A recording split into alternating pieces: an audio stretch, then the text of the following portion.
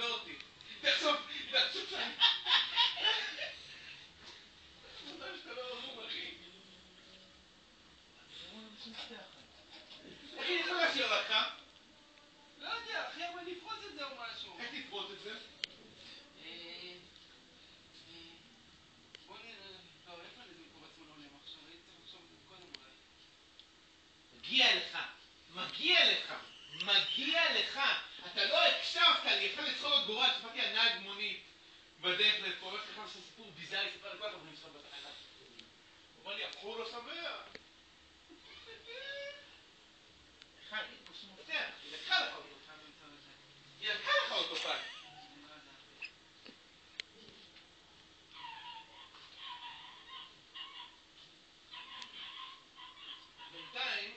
בינתיים, מה שאנחנו נעשה... וואו, אני מקווה שאני אהיה קשור שאתה איתי לא. נראה לי יותר... לא, אני כל הזמן מפתח בתור רוצה להגיס את הסנטר או משהו. אז אני פה. נו, אז מה? איזה מטומטם אתה! אתה מטומטם! וזה כל פעם, זה כבר סדרתי, כל מה שאתה עושה את זה, אני נדפק. לא אתה, אני נדפק. אתה דופק ואני נדפק. אתה דפוק. אתה יודע מה הייתי של הבת זונה על התרגיל הזה? איך עזבה משהו?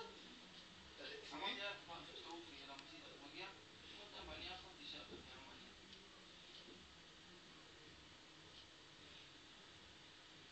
נשאר שאתה לא לחוץ. מה זה מה שאתה?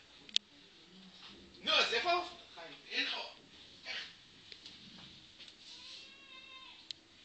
כמה יש מוכרים... לא, השאלה הזאת, מה שניסיתי לשאול, אולי הזיקים האלה, זה מאותם מפתחות, לא? פחות או יותר? זה מה שחסק, לפני להזיק טיפו כסף. אתה יודע איפה יש? קיות! 1 באפריל. יא בני! זונות! חולרות! יא בני!